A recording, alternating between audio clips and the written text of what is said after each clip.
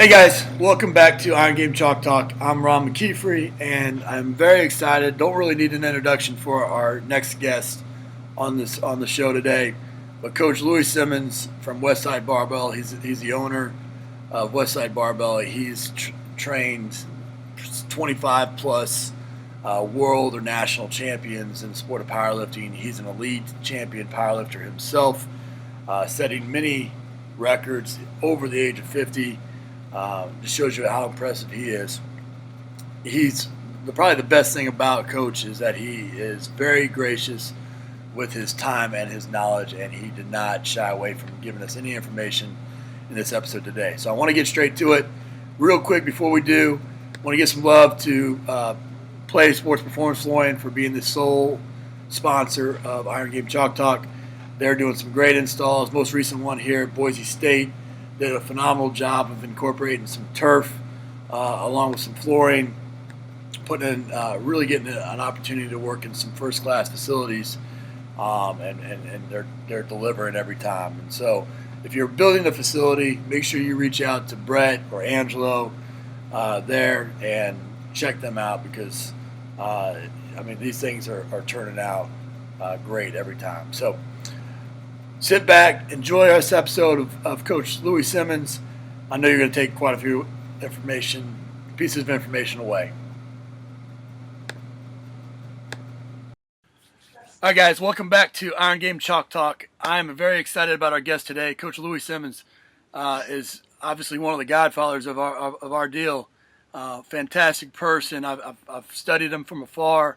A lot of my coaches that have worked for me have gone and visited him personally, and he's always been open and gracious with them. And so, Coach, I truly appreciate you coming on and sharing a little bit of knowledge with everybody. My pleasure. Hey, Coach, can you go into a little bit of, how you even got into the field in the first place as a lifter, and then, that natural progression into coaching, and why is it such a passion to you, and maybe some of the mentors that you've had along the way? Okay, well, basically to start with, when I was a small child, I wanted to be strong. I was small. I got in a lot of fights and everything. So I got my first weight set at 12 years old and trained for 2 years and started competing. At 14, I cleaned for 260 in the 148s. And I did, it wasn't a powerlifting. I did a 475 deadlift at the same body weight. Wow. And I started out actually as a block tender during summer vacations, and I actually worked for the gentleman after work, after school, when I was 14 years old, actually for several years. So I did manual labor when I was a child, and that basically supplied me with the rule of three that the old Soviet Union had, where I had general physical preparedness training. Now, I was physically fit to do anything. That's what fitness is, able to do everyday tasks. So that's how I started. And then I went to my first power meet in 1966. I was going to be drafted in the military in October, and this was just slightly before that. And I went to that power meet, and I'd never seen anything like it. The guys were 10 times stronger than Olympic weightlifters, and I was fascinated. There was no science behind it. There was 4 would-be world champions to come out of that. Wow. Larry Pacifico, Vince Anello, Melt McKinney, and George Crawford. And so they were in the early part of my mentorship. And then when I went into the Army in 66 and started reading about the old Westside Barbell Club, because at 14 I had a 410 squat. Olympic style, I could out squat a male in Columbus, Ohio. Wow. But at 19, I still had a 410 squat. So I started box squatting like he recommended. In 3 months, I squatted 450. And 2 years later, I did 630 at 180-pound body weight in the contest, 670 deadlift. Took my deadlift from 5 1/4 to 670. Just finished 7 with a 390 bench. Wow. I was much stronger than that, but I knew nothing about periodization at the time. All right. Slightly after that, I thought my back was indestructible, and I broke it doing good mornings. So I was on crutches basically on and off for 10 months, and no one was getting me repaired. So I just, by my imagination, came up with a reverse hyperextension exercise. I put a couple boards up in the power rack. This was late 1973. Jumped up on there, hung my legs downward, just traction, and did the exercise, raised my feet to the rear, no pain for first time in almost a year, and it pumped up my back. Wow. And so little did I realize it was going to not rehab me, but get me back on my feet to train again. So by 1977, I was pulling 710 at 195 in contest. Wow. All right, then moving on, I broke my back again in 1981.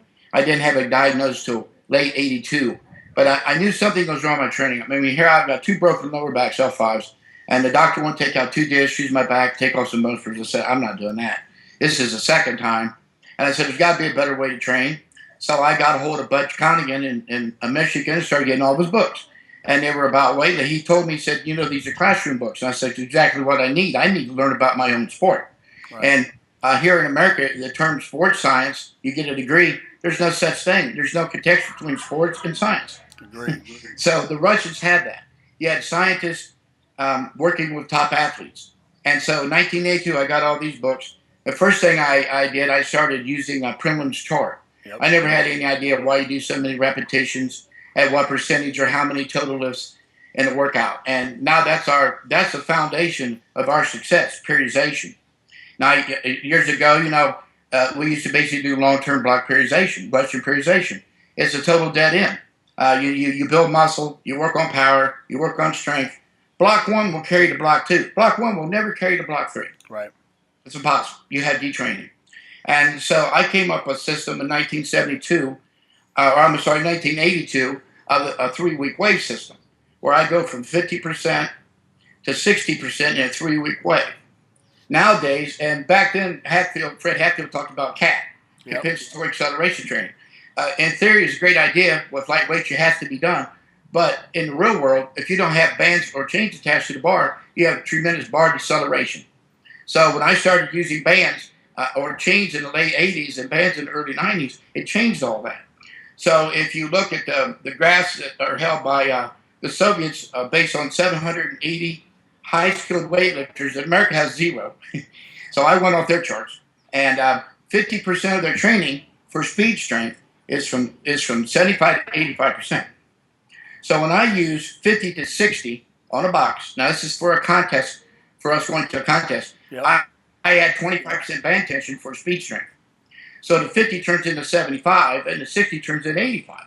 If that research is good enough for them, it's good enough for me. And it's produced 19 people over 1,000. Our lightest is 198. Wow. We have 2 1,200-pound squatters. I have a woman that squats 770 at 165. 148 does 590. Well, 32 did 540. Jeez. So that's how this all started, following the Soviets. Verkhoshansky, Medvedev, Zatsazorski, Roman, Kremlin. He was the main source that got me on the road. And I've been lucky. If you ask about my mentors, those authors were my mentors. Right, right. And I had no one here to tell me anything. And, 1992, when Practice Science and Strength Training came out, Zatsazorski's great publication, I knew that I was pretty much on track. Right. Because everything he does is exactly what I do. Okay. Well, with working with as a lifter, it started all as a lifter, and then progressing into coaching. What drives you, the passion of coaching? You could easily have your 2 or 3 lifting partners and call it a day, but you've done so much for the profession and for the field and for the sport. Where does that passion come from? I haven't lost it yet. The gym is my life. And I trained Kevin Randall, who's UFC heavyweight champion. I trained 2 Olympic gold medal sprinters, Mo Robinson, female, Butch Reynolds, male. Trained a 70-10 shot putter, still a high state record almost 30 years later. I took a Big Ten indoor sprint champion, George Nicholas. His dream was to qualify for the Olympics, and of course in the 100. And he ran 10:47. And Ohio State track coach at the time said, George will never run faster. I said, George, come to me, I'll make you run fast. I had him 9 weeks, he ran 10:17. Wow. Power. People in America, in the world of strength training, you fit the world of strength. I used to hear about NFL ball players. These players are so fast. Hell with all that fast stuff. I know about that. Well, then I started going to camps. I went up to the Browns a lot, Buddy Morris a lot, and I was with Kent Johnson a lot, Seattle Seahawks, and Green Bay Packers. Well, I found out these guys can move. I had no idea how fast these players were. Yeah, they're impressive. And I admit it. I totally admit it. But I don't think people understand what tremendous strength does when it's trained at the proper velocities. Right. People think weights are heavy and light. They are not. Because if that was true, a lightweight to you, if you have a daughter, it'd be extremely heavy to your daughter. It's the same weight, so that's impossible. Right. Strength's measured in velocities. Explosive strength is fast velocity. Speed strength, intermediate. Strength, speed, slow. Isometric, of course, would be 0. So people have to understand that you have to train strengths and velocities. I've had people come to me and say, I'm a speed strength coach. I asked him what velocity that's trained at. They don't know. So how could they possibly be a speed trainer? Right. It's impossible. That's a great People point. think that Olympic weightlifting builds explosive power. It does not build explosive power. Jumping builds explosive power. If you look at Dr. Verkhoshansky, in all of his publications, his theory is jumping, bounding, and depth jumps. Yep. And he did it. So there's no Olympic lifting in there. We do a lot. I had a fellow here, 265 pounds on his back, jump up to his feet, off his knees. Wow. Okay. Wow. One jump off his knees onto a 34-inch box. That's explosive power. No doubt. Our box record for jumping on the box is 63.5 inches by an intern. Holy cow. Okay, so, and it's all a result of what I do. And Dr. I used to do seminars with Mel Siff. Yep. Before he died, was at Super Training. We did seminars together because Mel was so science, he basically let people in the dust. They didn't know what he was talking about. But Mel told me that I'm the only one that used mechanical power. Where Verkhoshansky's theory on jumping was massive weights, 90% mostly, very heavy, very slow, building absolute strength. Yep. On the other end, he jumped for explosive power. But what he did was he left out speed strength weights. Right. And that's what I did. If there's 3 types of velocities, you must train them all. Okay. If I got a car that's got 3 gears, why would I only use 2 of them? Absolutely. So when I started using the third in mechanical power, the velocity of mechanical power is 1/3 of maximum velocity.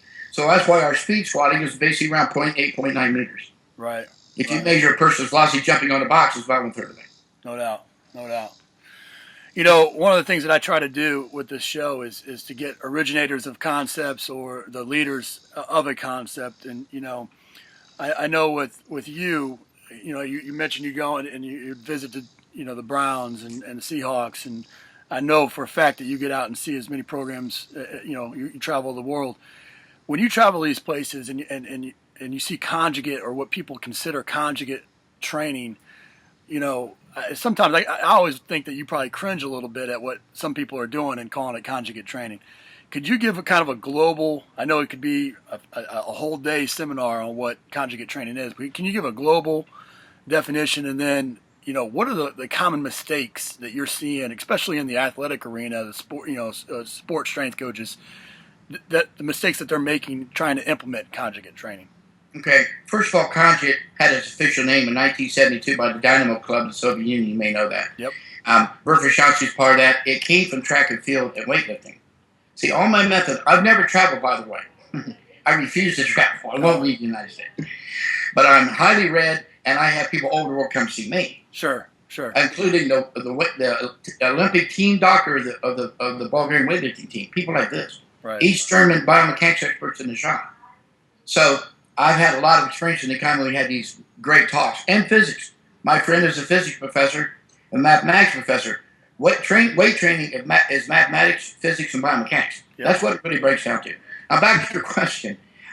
You're right. People don't understand the conjugate system. Basically, conjugate means connected.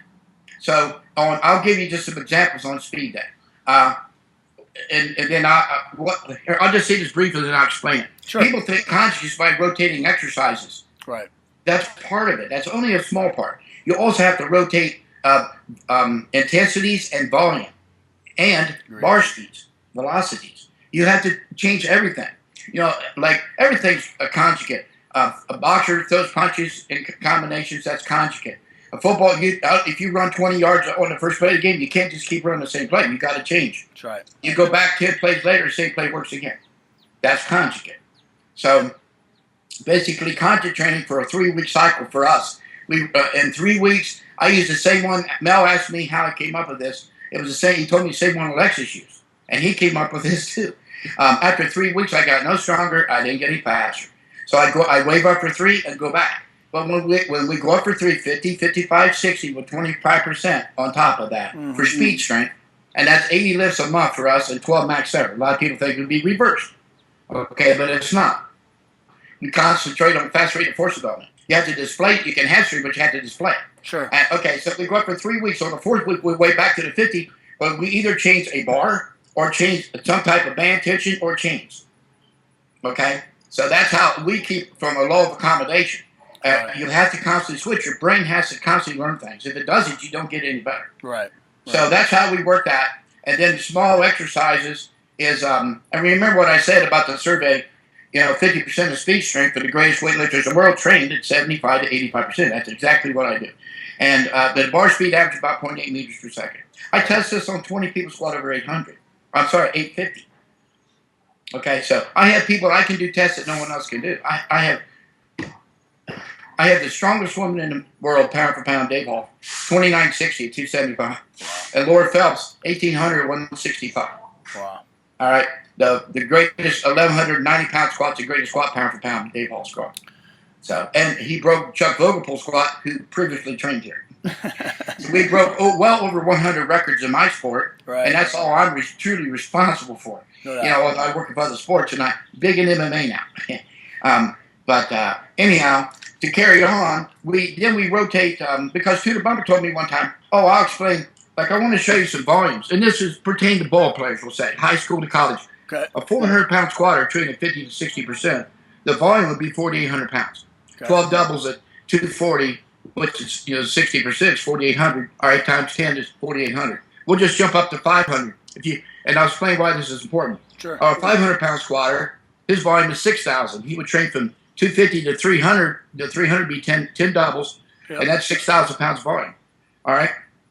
A 600-pound squatter would train from 3 to 360, and the 360 times 10 is 72, or 7,200 pounds of volume. Why is this important? Because it's for two reasons. I got a high school team, and I wanted to have the force of a 600-pound squatter. I don't have to have them squat 600. They have to train with 300 to 360 with maximum velocity. Right.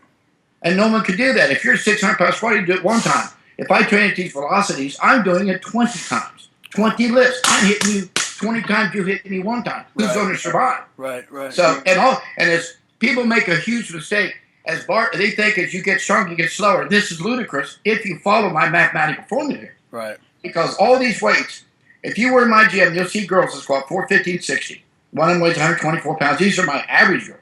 Okay? Their volume, their bar speed is 0.8. If you go on the other side where Dave Hall's trained with 1,200, 1,150 squatters, AJ Roberts 1205, their bar speed is exactly the same at the same percent. Really? So that's right. Does that make sense to you? Absolutely, yeah. Okay. See, so that way, as I get stronger, we don't lose speed. It's crazy. Everything's at 0.8 meters per second. That's why strength's measured in velocity, not weight. Mm-hmm. Zassasorski talks about a shot putter as if he threw 50 feet and he benched 440. If he benched 550, he may not throw farther. True in your Western periodization. But if you follow my system, you would throw farther. I had a 70-10 shot to prove it. Mm-hmm. Mm-hmm. Because, see, the bar speeds, like if you're a 600 squatter and I'm an 800 squatter, you're 60%, my 60% are the very same speed. So I'm producing, much more force than you are because I am stronger using the same bar velocity. Sure. Okay. And, carrying on with the conjugate system, then after that, for us, I hear the word posterior chain in sports. I don't train guys doing the fillmore because they don't have a posterior chain. They all come here, they're all weak as hell. They have no hamstring, glute, and hips. Yeah. Strong quads, and that's it. Right. And so what you do is you rotate your exercise, glute hams, inverse curl, heavy, lots of reverse hypers. And I'll explain how I train football and why, and that's one of your questions. I'll explain it. Yeah. But we build the posterior chain. You cannot do high repetitions in a multi-joint exercise because the weakest part of your body will give out. Lower back, hamstring. Okay? So we don't do that. We do all the work in one precise area. Like, I'll give you one example. I have a 1080 squatter. His squat program is 12,000 pounds. Mm-hmm. His reverse hypers is 45,000 pounds in that one workout. Really? That's right. My girls that squat 5,400, their reverse hypers is 26,000 pounds. That's the key. And no one considers it. 80. I have a stat person here. The Russians always had stats. I have a lot of interns, so I have one for 2 years that kept stats. And our stats are 20% barbell, bench squat, deadlift. We train at 40% for speed bench, and we all box squat. We never do any regular squatting, and we never deadlift off the floor. I got 20 over 800 deadlifters. Wow. But 20% barbell lifts, 80% spatial exercise. Really? That's right. And that's the key. If you look at Soviet, everybody talks about the Bulgarians. Even Nam Suleiman did 35% spatial exercise. Right. They'll lead you to think he did none. I don't know where these guys are coming from. Dan Talks, a famous weightlifter, late 60s, did 90% spatial, 10% Olympic lifting. Wow. Once you learn it, you learn it. Yeah, that makes sense. That makes sense. You mentioned talking specifically about training athletes. With all the rules with the NCAA or even the NFL. I mean, in the NFL we have a 9-week off season. Can I explain the max every day? Yeah, yes, sir. Please do. Okay. On max every day, which has to be done 72 hours later. Yeah. All right. You probably read this. Extreme work at 72 hours. And that's why we train at 8 and at 5. Yep. Every 12 or 24, you do small workout. All right. Well, on 72 hours later, we'll come in. We'll max out. Never on a squat, bench, or deadlift. It's always like a floor press, a board press, a band press, a chain press. Low box squat. Yeah. A good morning. Stand on a box, in the power rack, bands over the bar, something, never ever the real lifts. Okay, now science has told us, and it's very true. Remember what I said about the 3 weeks? I found out years ago. I didn't know how to fix it. You train at a weight with 90% or above for 3 weeks ago, you will go backwards. Your central nervous system will shut down. Yep. So what we do, we train at 100. I have a 95% success rate breaking a spatial exercise, 90 for the entire gym. Each week we switch spatial exercise. Really? We never run into the 3 weeks. And the more things, you being an athlete, you just can't do, if you're a basketball, you just can't dribble. You just can't shoot. You just can't defend. You can't, you have to be able to do everything. You have to be a ball player to do everything, right? Right. Football player included or anybody. So the more exercise we do, the greater we come at one exercise. Mm-hmm. And see, the conjugate system, by training the muscles, like I told you, to 80%, like if you got a weak lower back, you're just stopped. You're not getting stronger. Your lower back, I'll blow up your lower back, and then your squat continues. Now your good muscles, the stronger muscles, allow it to take over and do what they're supposed to. Right. Okay, so anyhow, that's how great the volume is. Now, I just mentioned a fellow that his squat workouts normally 12,000 pounds at least. Okay, and that's what they're training with. Right. All right, he's a 346-pound guy. A year and 3 months ago, he had a 700-pound deadlift when he came here. A year and 3 months later, he pulls 800 stand on a 2-inch box. Wow. And that workout, remember the 12,000 pounds? Yep. The high volume, moderate intensity. Yep. All right, 72 hours later, when he pulled 800, not counting any small warm-ups, he did 525 for one, 615 for one, so you're talking 1,100. Mm-hmm. 705 for one, you're talking 1,800 and 800. Wow. He did 2,500 pounds work, got a 35-pound record, moves on to spatial exercises. Wow. Don't let exercise get the most out of you. You want to get the most out of it. Right. So you see, high volume, moderate intensity, low volume, maximum intensity. And we break our record over 95% of the time. Then back into the spatial exercises. And then, like I got 2 girls, one stocky, super built, and power cleans 205 and 132. All right, just give you an example. Right. And I got a tall girl, 5'6", 124. She squats 460, air does 450. When they do reverse hypers, the short ones, the glutes blow up, the other ones find a records blow up. Yeah. But they know that, so they know what to do. Sure. And we do lots of space, walking in a bell squat and stuff like this. Okay, so that you pretty much understand content because it's everything has to change, not just exercise. No doubt. When you change from week to week, how many weeks will you go before you come back to that, say that board, 3-board press or whatever, so that they know that there's a progression?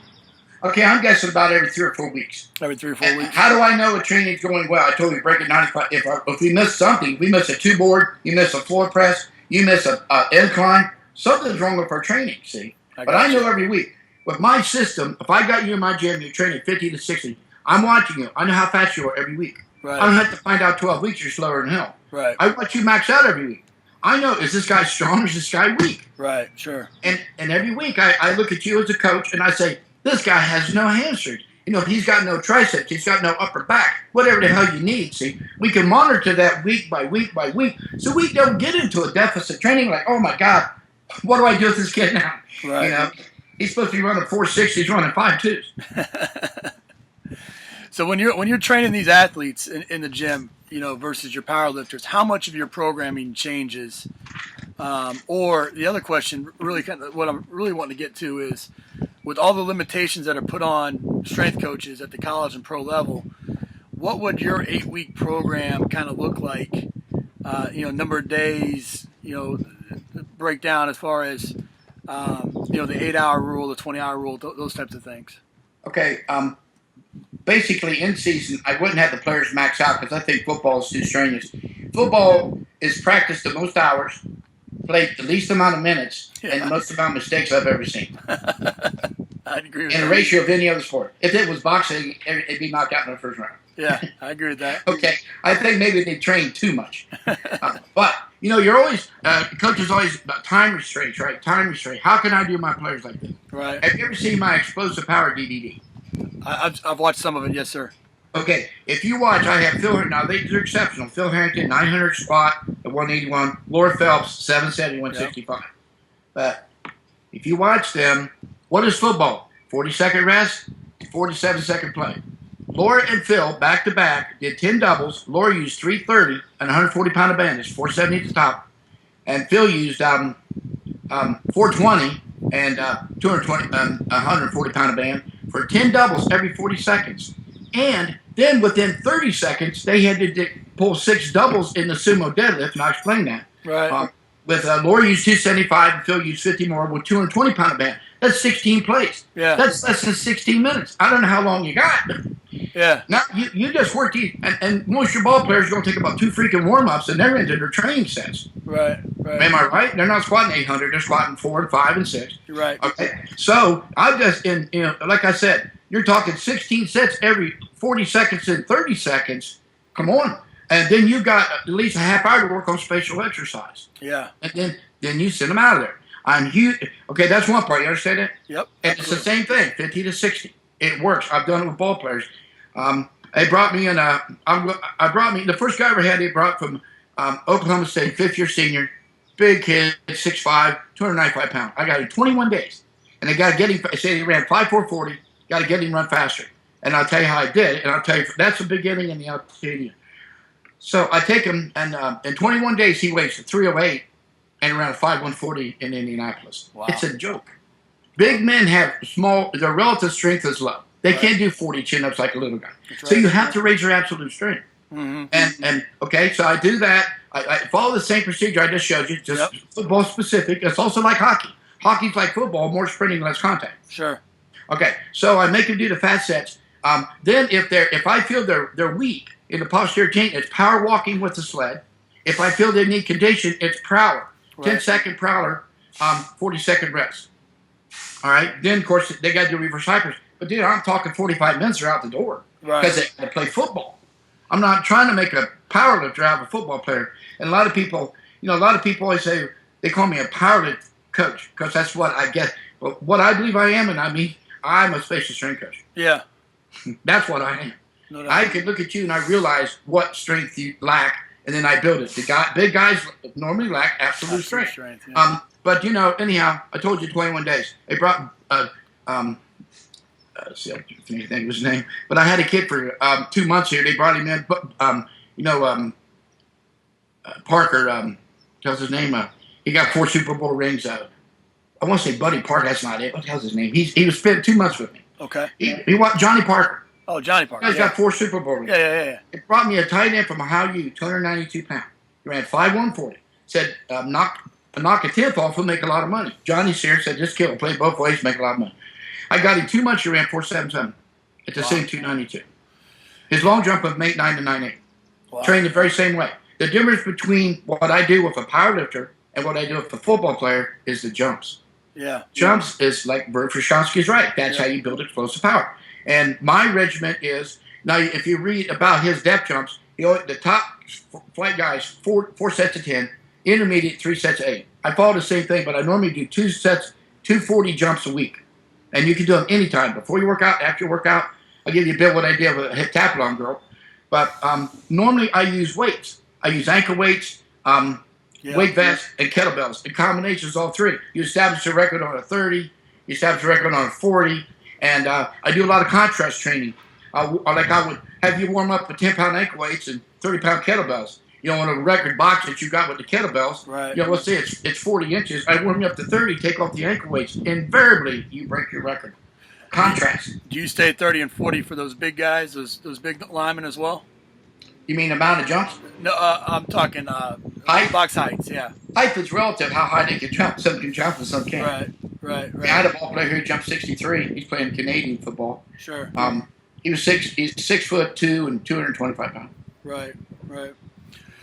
You talk a lot about, I've heard you speak before on preventing injury, and obviously in the sport of powerlifting, there's, you're beating you beat your body to hell. It seems like a lot of using a lot of those principles with athletes. I know you invented which was very innovative, the reverse hyper.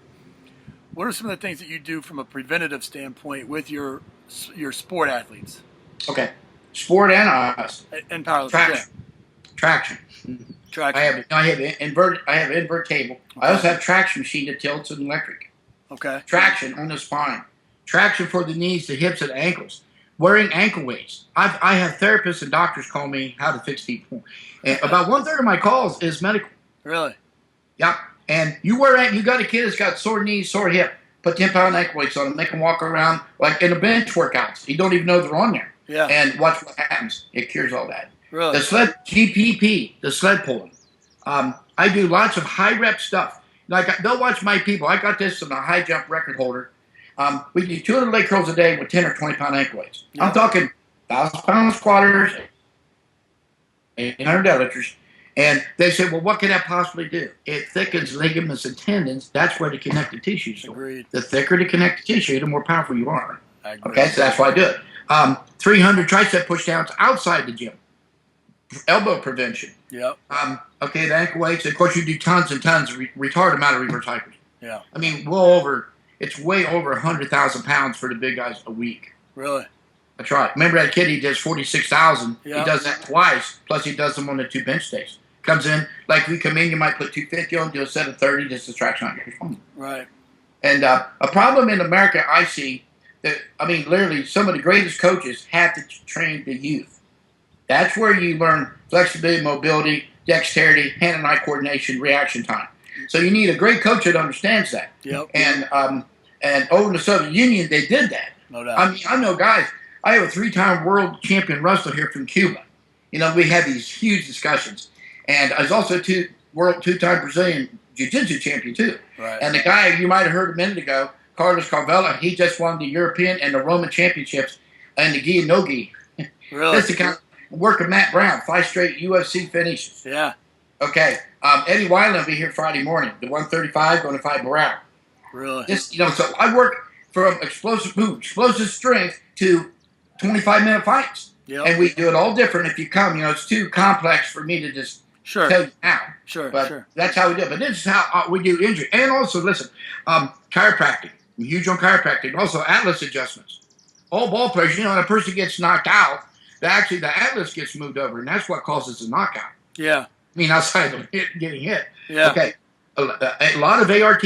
I got a very good ART guy here. Rolfing. I've had lots of rolfing done. Electric stem. You probably heard of arc wave. It actually lengthens the muscle. Yep. Okay. And good nutrition. I won't get into nutrition, even though I have my own nutrition. Right. Sure. It's protein. You're limited by that for sure. I know. Yeah.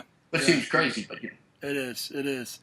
Well, it seems like you got a lot of specialists that come in, on your staff to come in and work with the guys. And I think that's important, having that team to help prevent those injuries.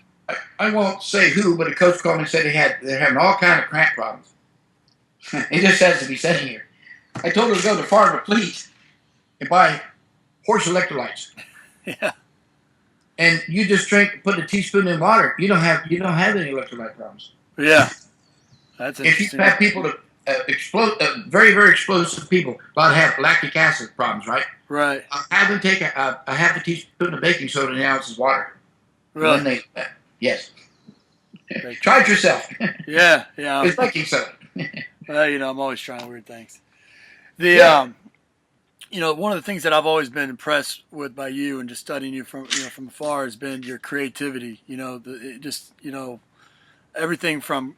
I think a lot of that stems from the mentors that you've had and the research and the reading that you have. I'm sure you'll talk about, but where does that really come from? I don't think you stay at the top of your game as an athlete or the top of your game as a coach without some sort of creativity, entrepreneurial type of spirit, to where you're constantly challenging yourself.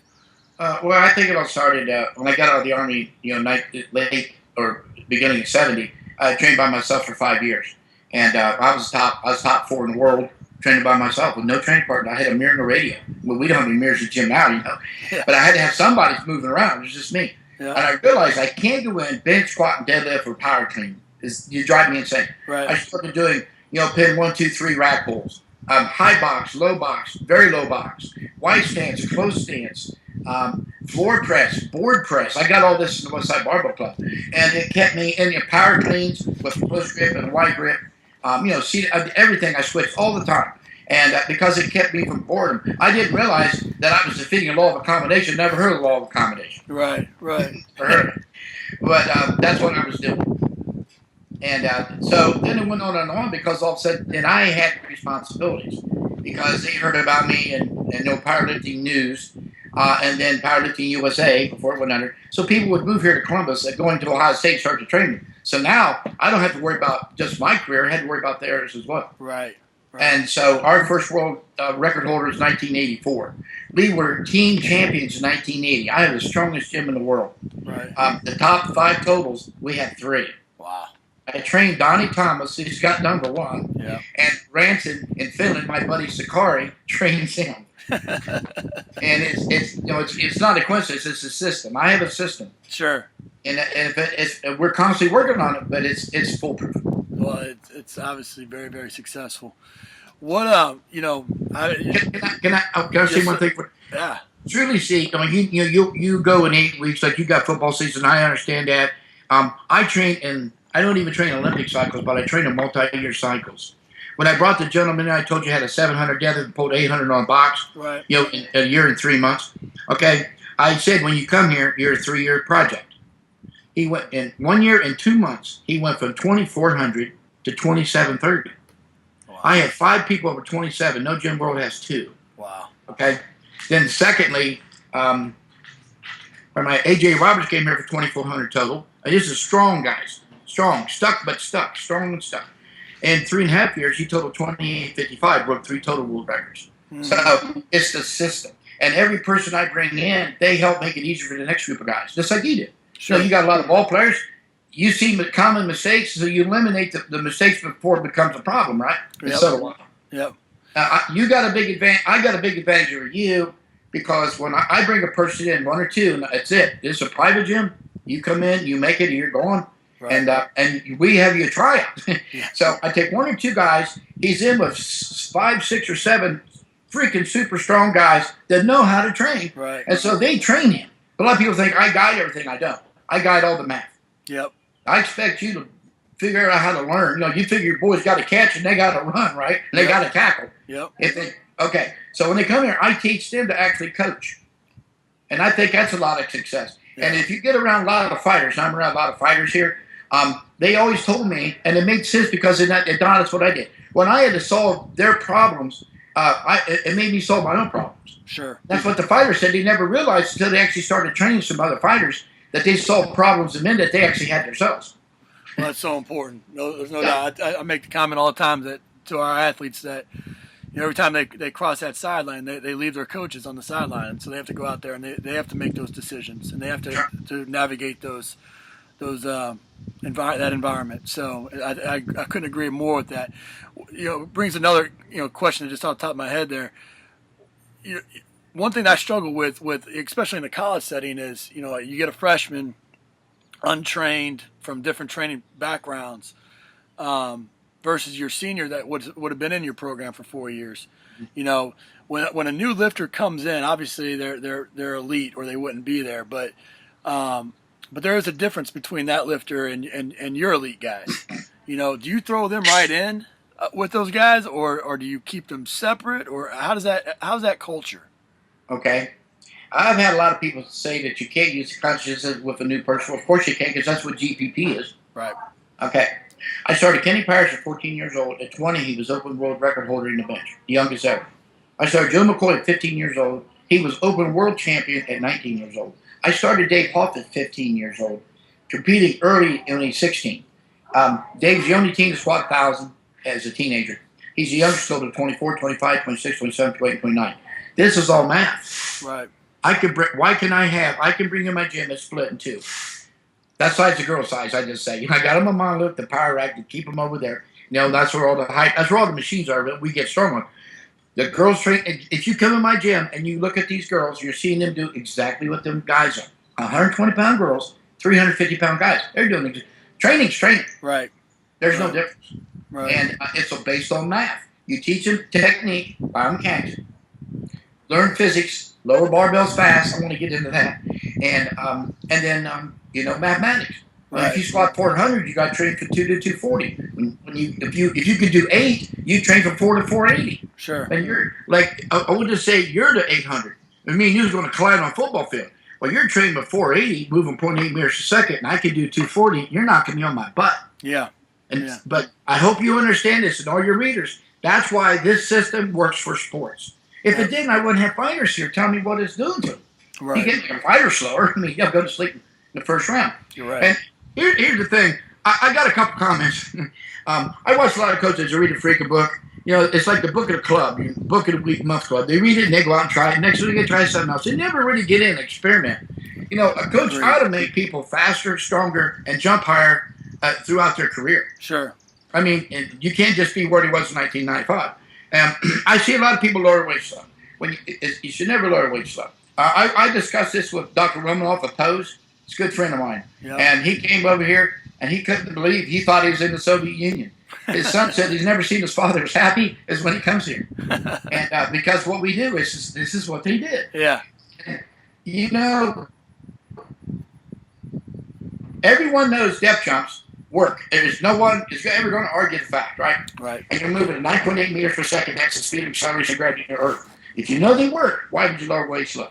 Sure. It doesn't make any sense. If I take a barbell, you use up 40%. When you fight, guys, you can't fight. You fight, got his hands up and he's relaxed. He can fight. That's where the power comes from. Relax, overcome by dynamic.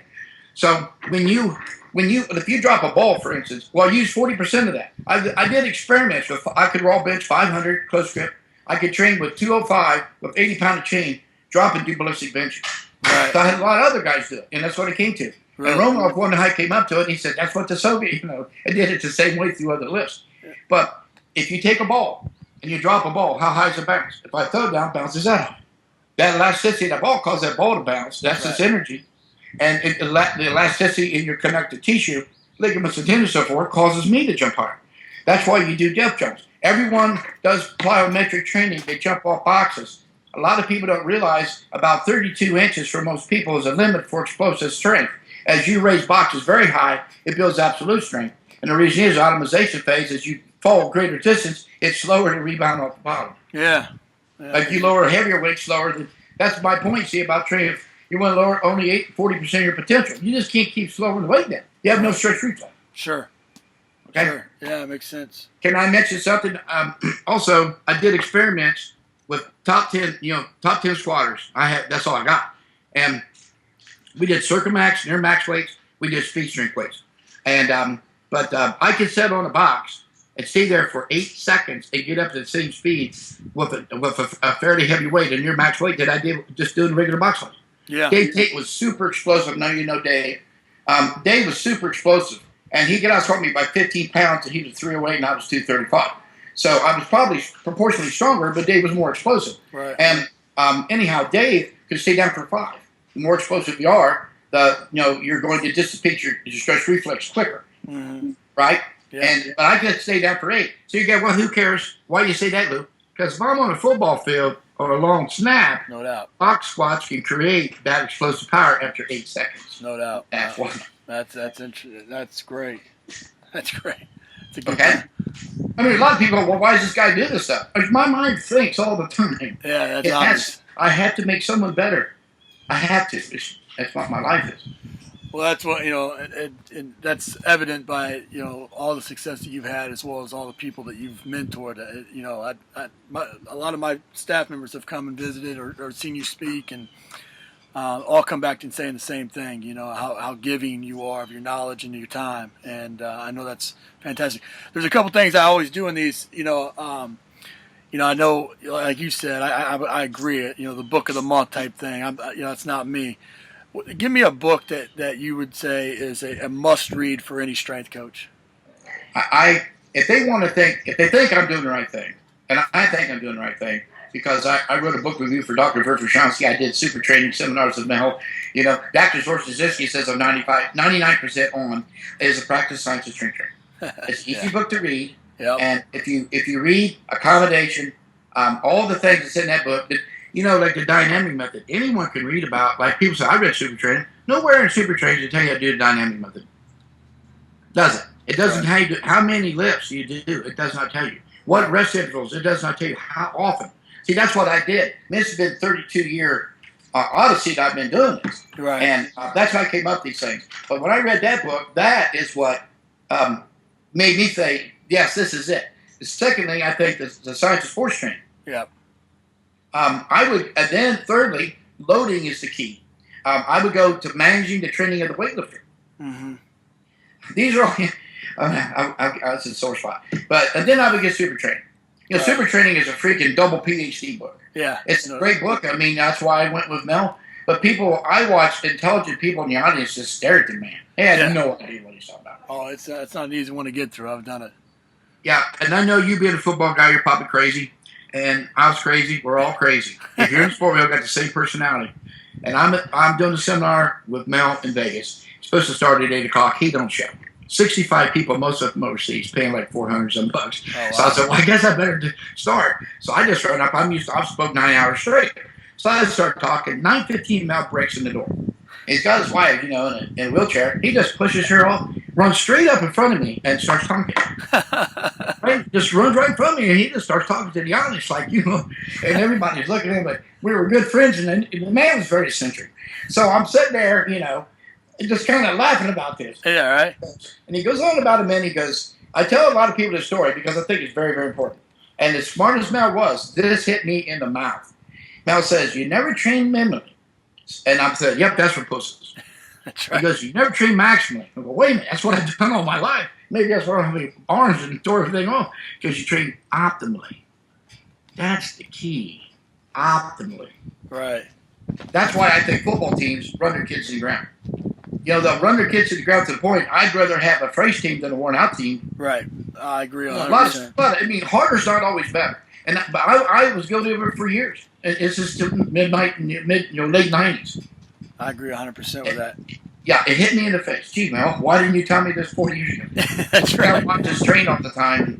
That's right. He thought everyone was out of their mind, but he really thought what he had it going on. Well, that's such a hard balance because I know I fight with that internally with my own programming, that you've had success with maybe more volume that you would like to do, but it's perpetual. You have success with that. You run 30 110s. Well, you feel like you need to do that every year, because you had that 1 year success. And I know that's an internal fight for me. But I would agree with you 100% that we overtrain, no doubt. I realize different people could do so much training and others can't. The more gifted athletes don't have to do as much, although you got to keep them injury-free. That's right. But some people do an enormous amount of work to be good, others don't have to do very much. That's right. So you can really wear down, and a coach has to train people like they are. If they're extroverts, you got to let them be that way. If they're introverts, that's the way it is. You can't fire up an introvert. You just can't. Sure. You can't calm down an extrovert. That's right. That's right. And you notice the extroverts are always in the quick positions. That's right. That's right. Front mouth, the linebackers, the ends. Yeah, I deal with a lot of those guys. Yeah, I'm sure you do. What if there is there a quote that you live by, or is there a quote that you have hanging in the gym there that this sums up Louie Simmons?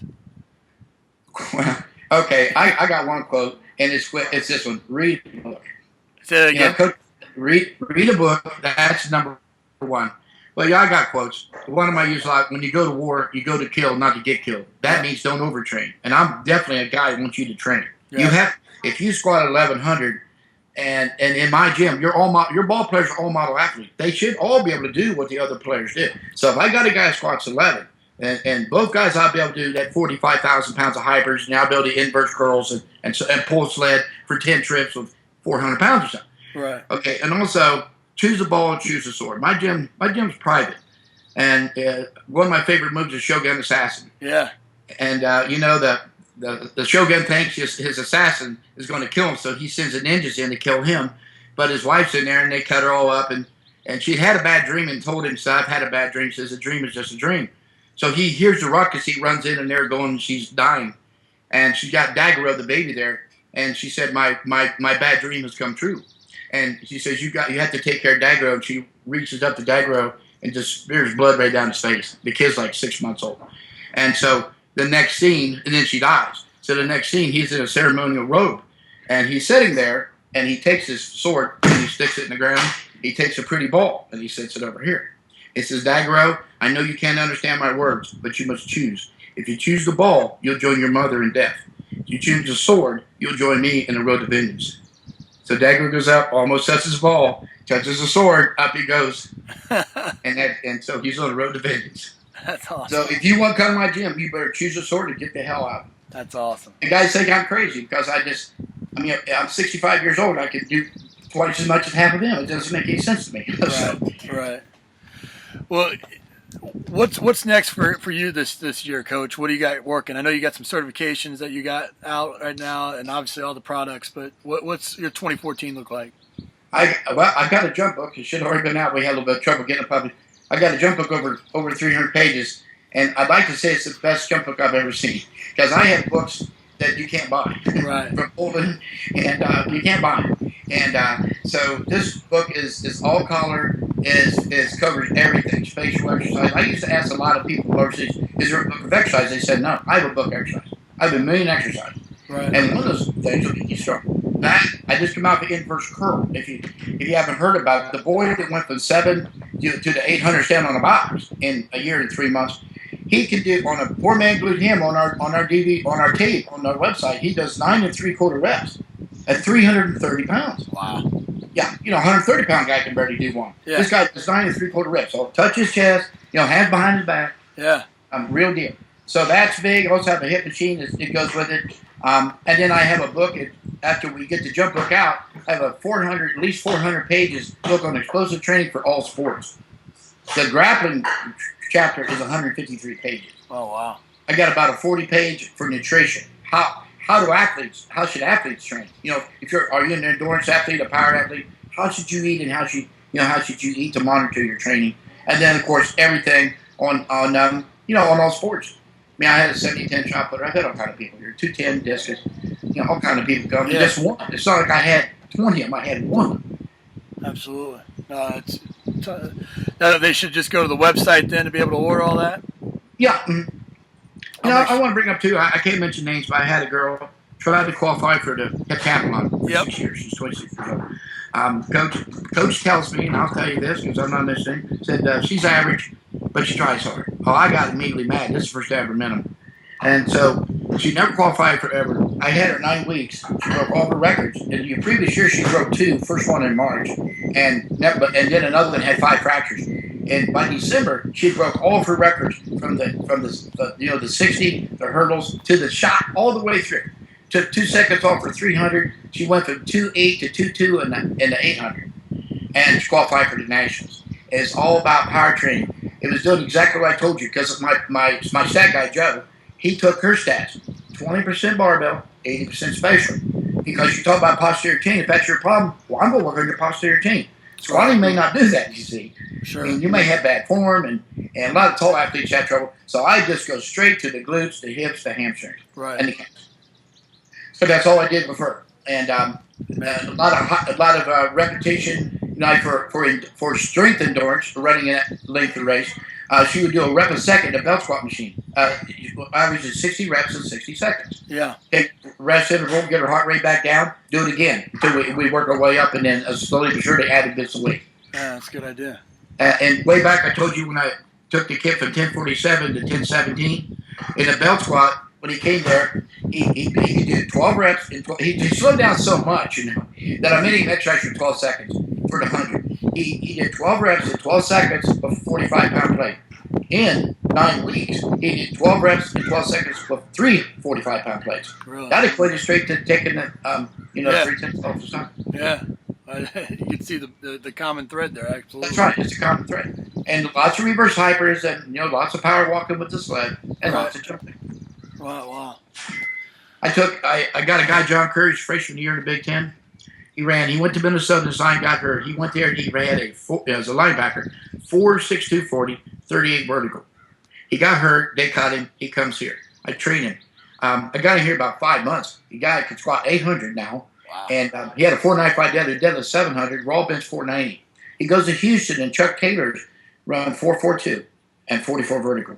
Wow. By the system, I'm telling you, it's in that explosive power training book. It's the jumps. I had 832 deadlifter John Stafford, and he would jump on a 36-inch box with 70-pound dumbbells for sets of 5. And he was 6 foot tall, 832 deadlift. He could jump up and touch 11.6 at our gym. Wow. So and he had no athletic ability, but he was powerful. That's all. I tell people, I can't make a football player. I can't make a fighter. I can't make a runner, but I can make them run faster, lift. I can do all that. It's your job as a coach to make a better ball player. I agree with that 100% as well. I know nothing about it, Hey, I wish we knew. I wish I knew more. Right? I wish I could handle both. Yeah, me too. Well, Coach, it's easy to see why you're the best, man, and I truly appreciate you coming on and sharing this. I've got 2 pages of notes right here, and I got to go back to go back through and pick out some more information from there. But I know everybody's going to get a ton out of this. I'll make sure to link up the website. Is there anything else, anywhere else that you want me to send coaches to find more about you or your products or speaking engagements, whatever? I guess our website. I'll be honest with you. I don't travel anymore. Maybe a couple times this year I might go to Illinois and Tennessee, but that's about it. I'm too banged up. Yeah. I stopped in for 30 years and USP, I believe, for 37, and it took its toll. I hear you. Yeah, it took its toll. So I would rather stay here and experiment with my guys, and they bring me an athlete right now. Like, it just so happens now these MMA guys are coming in. Yeah. And which is crazy. They're in 3 and 4 weeks, they can't believe the difference. I mean, punch power. We don't do anything wrong. It's all in the heels. Yeah. So we're good at that. That's such a fun sport too. Fun group of guys to work with. Let me give you a tip for all the coaches that train a lot of women. You got a lot of women. Their knees are all together, right? And they got weak groin muscles and they got weak hip muscles. If you have them pull slap. I lose you.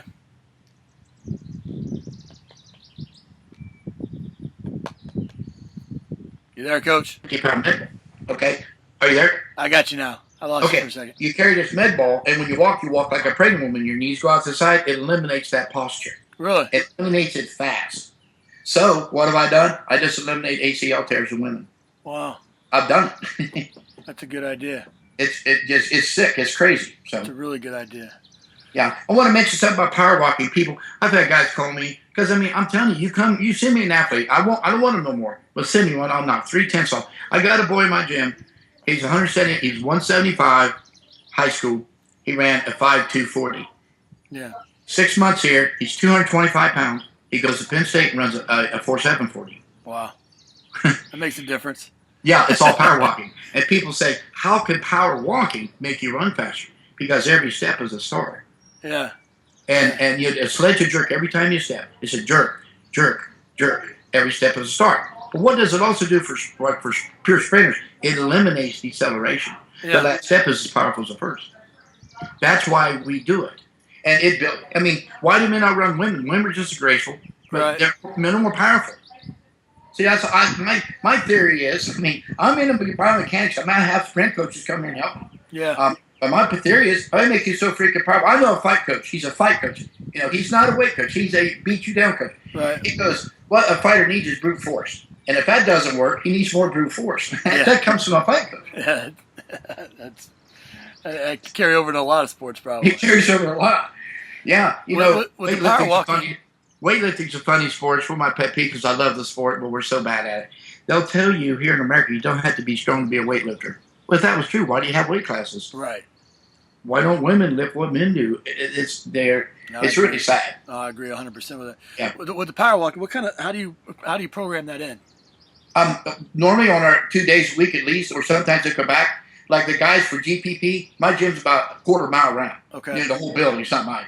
Okay, so they'll go around there a couple times. Okay. A couple plays. GPP. For power, they go 60 yards. I got this. This comes back from football. Guys going to the NFL, short sprints, 60 yards at a time. And whatever rest interval you need to recover, and you blow back. Wow. Long strides. And it goes like this. On Monday, like after a ball game, on Monday, heaviest weights. Maybe 6-8 trips. Like we'll say 4 plates. We'll just say 4 plates. On Wednesday, you drop down to 2 plates a quarter. You'll add trips. All right, Monday it builds absolute strength. Wednesday builds strength endurance. On Friday, before a game or like for us squatting or dead, it's either going to be a warm up or restoration when you drop the weight again. So see the weight goes down, down, down. Yeah. In America, everybody wants to go up, up, up. Yeah, that's right. You got to wave. Like I say, training is like the ocean, small waves and large waves. Has to be in waves. You can't continue to go forever. You just can't. I like that. I'm going to use that one. Large waves. Well, Coach, I've used way more of your time than I thought I would, but you are the best. I appreciate you taking the time and sharing information, and definitely want to send people your way, your website and the whole deal. And then being up in Cincinnati, I'd love to come up and see you at some point if I could. Well, all you got to do is call. I mean, that's what I'm here for. I don't go anywhere. Yes, sir. My life's in my house and my gym. Back over. That's what my wife says. I come home and I write and I come back here and we train. That's what my wife says too. Well, yeah, Coach, and I love to have people come here. I just, the Melbourne Storm. People don't realize we're huge overseas as rugby. A team in the Premier League went 26-0 a few years back. Used this system. Phil Richards, only team ever to go 26-0. Wow. The Melbourne Storm, like I talked about, they come over and spend a lot of time. I just had a kid from Argentina, a rugby coach. So and then we had 2 Canadians. One was an ex-hockey player and ex-speed skater. And they got the job of training the Russian speed skating team because it was ran by Koreans, and they ran them in the ground. They hurt everybody, and they went backwards. So the guys did it themselves for 6 months. They couldn't believe the progress they made. So somehow they got the job, and they could not believe it. They went back to breaking world records, and taking the kid was ranked 5th in the world to 2nd right off the bat. So now they're coming back in. They're going to, we're going to go through more stuff. Wow. That's what I like. I mean, that's how I like to be paid. I don't get any money, But when I can keep someone from getting hurt, injured, and when you're a young child or young adult, make your progress. The window's small. No People don't realize it. It's small. Well, shoot, when you've broken your back twice, I know that's a passion of yours. Absolutely. Yeah. Before I let you go, you mentioned the system. From a strength coach standpoint, from a football strength coach or a sports strength coach. What 2 products that you have? What 2 books? I mean, the explosive training DVD and book. I've been getting explosive training and GPP. And the GPP books that you have. Yeah.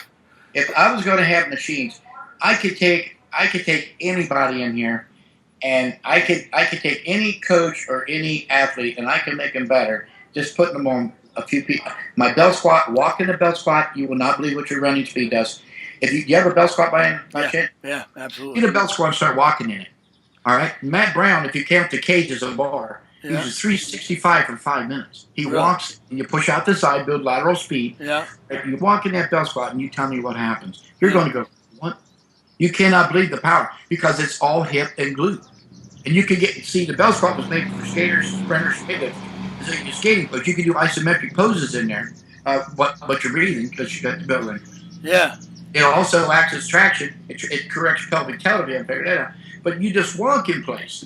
Yeah, I'm going to try that. Put about 3 plates on. Try to go 3 minutes. Get out. Be careful getting out. It's the fastest way to make a kid strong I've ever seen. Really? Like, 2-3 minutes bouts. It's like doing 5 squat workouts. Huh. All in your hips for athletes. You're not taking any chance of hurting them. I'm going to give that a shot. I like that. You recover quick from it. That's a good point. Yeah. And hypers. Well, that's what I like with your power walking and your belt squat. I like the idea of that because you're right. The recovery part of it takes, it's definitely training, but it takes the recovery part of it's a lot easier. Put a bar on your back, it takes a while to recover. Yeah. Someone's pulling down your neck all the time, it takes a while to recover. Something else, get in a belt squat, and I took this from Russian weightlifters. They had a belt squat machine with a cable device, but they did high pulls. Yeah. Okay, so we do a lot of kettlebell power cleans and kettlebell high pulls while we do it. And deadlifts, straight leg deadlifts. That's a good Try these are variations. You build up the hamstrings, the glutes, your kids run faster, and it's a no-brainer. Yeah, I was going to say it's not rocket science on that part. It's not rocket science. It's not. No doubt. Well, Coach, I appreciate it, man. Thanks so much. And let me know if there's anything I can ever do for you as well. Well, come visit me. Absolutely. Come visit me. Have fun. I'm going to do it. Thanks so much. All right. Take care. See you later. Coach. Thank you. So, a couple quick announcements before we let you go. All the links, as usual, will be posted down in the show notes from Coach Simmons' episode, so make sure you check that out. Also, check out strength-ondemand.com. Wanted to give you a inside look at Strength on Demand.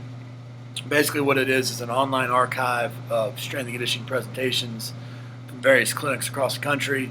Top strength and conditioning coaches from all over, various topics. You can see, week 1 here, Greg Cook, Kaz Kazadi, Alan Stein, head strength coach for the Buffalo Bills, Eric Ciano, Michelle Rockwell with nutrition, Coach Hicks there at Syracuse, and on and on and on. Up to 52 presentations for the year for 2013. Well worth the money, well worth the time. The great thing about it is that it saves you time from having to go all over the place. You're able to access this from your iPad, your iPhone, your web, your computer, and you can listen to it on your way into work in the mornings and all those types of things. So it's a great product. Know you'll enjoy it. Make sure you check it out, strength-ondemand.com. See you next week.